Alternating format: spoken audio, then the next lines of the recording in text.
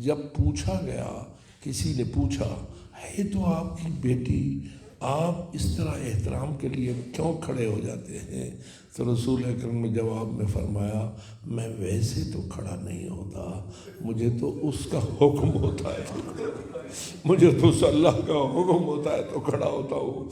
گویا رسول نے یہ بھی بتا دیا میں ہوں اور میری بیٹی، یہ اپنی مثال آپ ہیں، یہ کسی اور کے لیے صورتحال نہیں ہے۔ لیکن میں پوچھتا ہوں جب دروازے پہ آگ لگانے کی دھمکی دی گئی تو بتائیے بیوی نے کیا کہا؟ انتہائی دھیمی آواز میں کہا اس گھر میں تو فاطمہ۔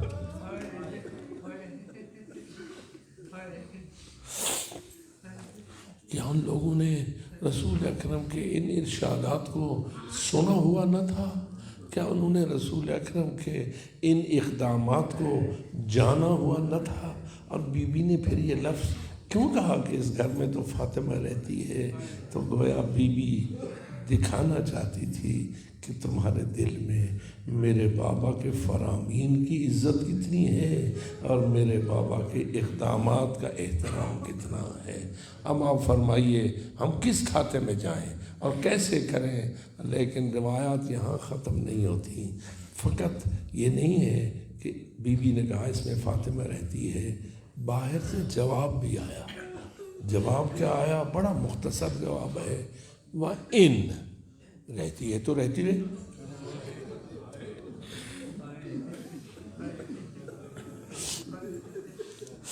عربی کا وَإِن میں سمجھتا ہوں بہت بڑا بم ہے بی بی طاہرہ، بہت بڑا جملہ ہے بی بی طاہرہ کے لیے، اور یہی وجہ ہے جب وَإِن کا لفظ بی بی کے کان پہ پڑا اندر سے آواز آئی واہ بتا،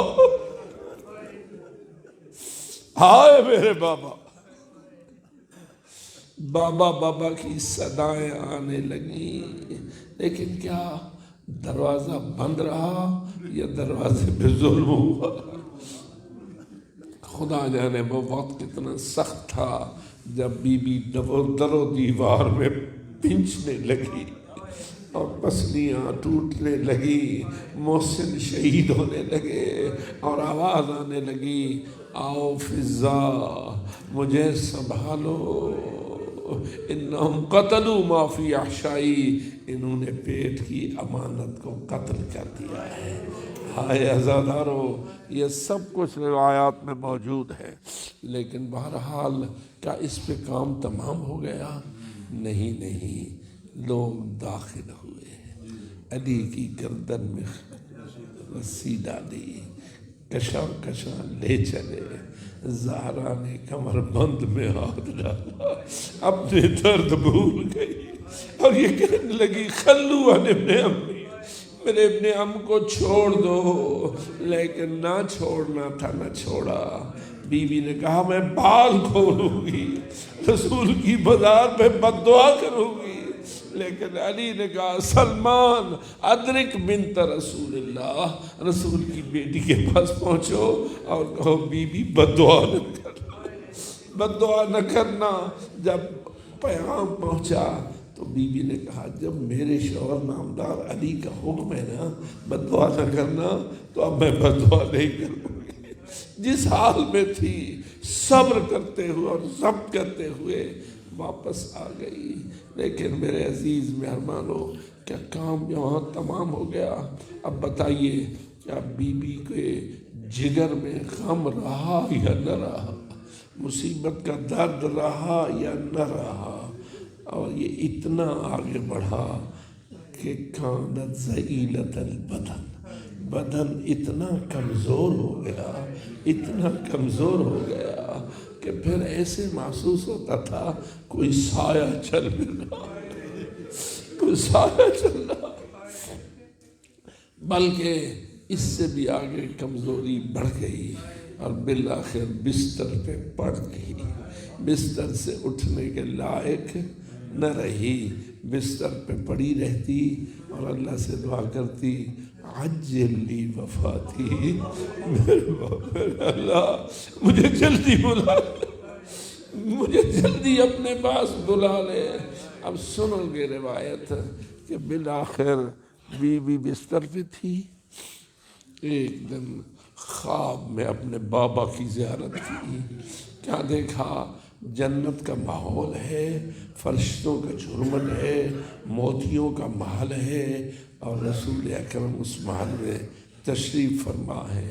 بی بی نے جب بابا کی اس حالت میں زیارت کی تو عرض کرنے لگی بابا مجھے بھی یہاں بلا لو، مجھے بھی یہاں بلا لو۔ رسول اکرم نے جواب میں فرمایا ہاں میری بیٹی، آج رات تم میرے پاس آ جائے، آج رات تم میرے پاس آ جائے گی۔ بس یہ جملہ سننا تھا، آنکھ کھل گئی اور یقین ہو گیا یہ میری زندگی کا آخری روز ہے، یہ میری زندگی کا آخری دن ہے۔ روایت کے مطابق اٹھنے پہ قادر تو نہ تھی، بستر پہ پڑی رہتی تھی، لیکن آج چونکہ زندگی کا آخری دن تھا ہمت کر کے کچھ اٹھی۔ لیکن کیسے اٹھی؟ دیوار کا سہارا لیا، اور دیوار کا سہارا لے کے آہستہ آہستہ چلنے لگی، اور پہنچی وہاں جہاں برتن پانی کے بھرے ہوئے پڑے ہوئے تھے۔ بیٹھ کر بلایا آؤ میرے حسنین، آؤ میرے حسنین۔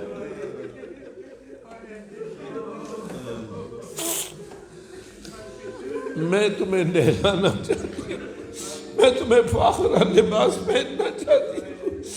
آپ مومنین خود ہی بتائیے، جس ماں کو پتا ہو کہ میں اپنے حسنین جیسے شہزادوں کو زندگی کی آخری خدمت پیش کر رہی ہوں، وہ ماں چپکے سے نہلائے گی یا آنسو بہائے گی؟ میرا دل تو یہی کہتا ہے ادھر سے زہرا کے آنسو بہتے رہے، ادھر سے حسنین کے سر پہ پانی ڈالتی رہی اور ان کو غسل دیتی رہی۔ اسی کار خیر میں مصروف تھی کہ دروازے پہ علی آ گئے۔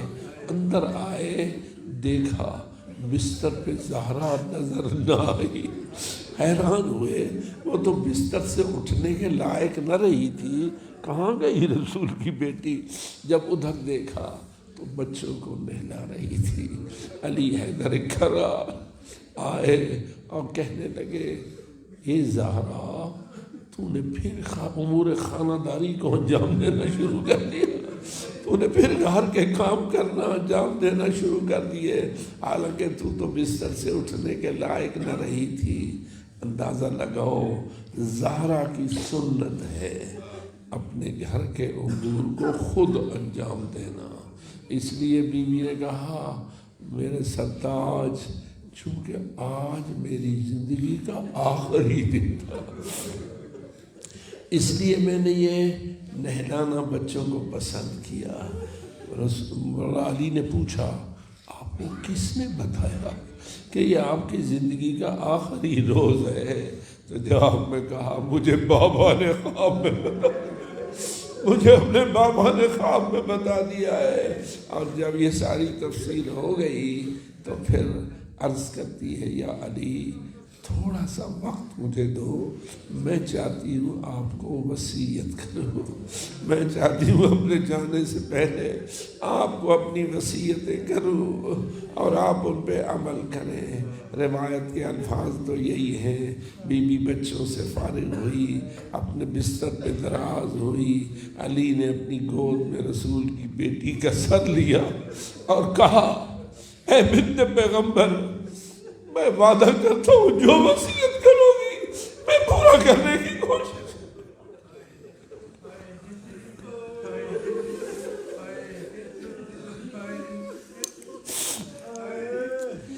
بس اس سے زیادہ کیا عرض کروں؟ بی بی نے وصیتیں کرنا شروع کی۔ لمبی وصیتیں ہیں، کافی بیان ہے، لیکن جو اس میں زیادہ قابل ذکر ہے آج کے حوالے سے وہ یہی ہے کہ بی بی نے کہا زندگی میں بھی آپ میرے وارث، وفات کی بعد بھی آپ میرے وارث، آپ ہی ہیں، بس میرا غسل بھی آپ کے ذمہ، میرا کفن بھی آپ کے ذمہ، میرا نماز جنازہ بھی آپ کے ذمے اور میرا دفن بھی آپ کے ذمے، لیکن بس میری وصیت یہ ہے میرے جنازے میں ان لوگوں کو شامل نہ ہونے دینا جنہوں نے مجھے ستایا ہے، جنہوں نے مجھے دکھایا ہے، اور میرے یہ سارے فرائض رات ہی رات میں ادا ہو جانا چاہیے، شب ہی شب میں ادا ہو جانا چاہیے، اور پھر میری تدفین بھی رات کو ہو جانی چاہیے، اور جب مجھے دفن کر دینا تو پھر میری قبر کا نشان بھی المجہولت قدرا والمغصوبت جہرا والمدفونت سرا والمخفیت قبرا، یہ وہ الفاظ ہیں جو شیخ توسی نے اپنے درود توسی میں بی بی طاہرہ کی عظمت کو روشن کرتے ہوئے الفاظ کہے ہیں۔ وہ رسول کی بیٹی ہے المجہولت قدرا، جس کی قدر کو نہ پہچانا گیا، والمغصوبت جہرن، جس کو دن کی روشنی میں لوٹ لیا گیا، والمدفونت سرن، جس کو حالت راز میں دفن کر دیا گیا، والمخفیت قبرن، اور جس کی قبر کا نشان مخفی کر دیا گیا۔ آئیے یاد کیجئے کتنا مشکل تھا ان تمام فرائض کو علی جیسے مولا کے لیے ایک ہی رات میں انجام دینا۔ آج کل تو اگر کوئی بڑی شخصیت کی بیٹی فوت ہوتی ہے، کتنے اعلان ہوتے ہیں، کتنے لاکھوں لوگ جمع ہوتے ہیں، نماز جنازہ کا کتنا بڑا انتظام ہوتا ہے۔ کون فوت ہوا تھا؟ کون شخصیت تھی جس کی یہ بیوی بیٹی تھی اور خود کتنی بڑی عظمت والی تھی، لیکن فرمایا میرا یہ سارا کام رات کو ہی ہو جائے اور میرے جنازے میں کسی کو جن نے ستایا ہے شامل نہ کرنے دیا جائے۔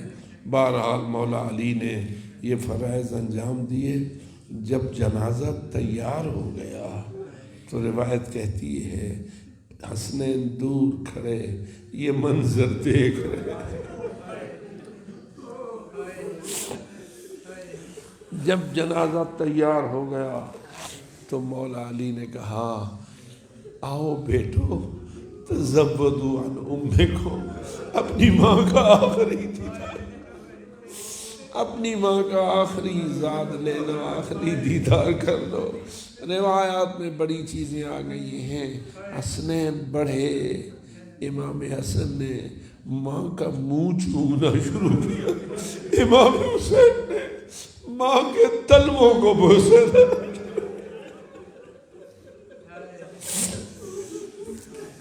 رونے لگے، بہت روئے، آواز ہاتف آئی یا علی ملائکہ میں کورم مچا ہوا ہے، ملائکہ میں کورم مچا ہوا ہے، اس لیے کہ سیدہ کائنات کی رحلت ہو گئی تھی، ملائکہ میں کورم مچا ہوا ہے، بچوں کو ماں سے جدا کرو۔ علی آگے بڑھے، حسنین کو جدا کرنے لگے، اور ہمیں یہ کہنے کا شرف حاصل ہوا ماں و زہرا جیسی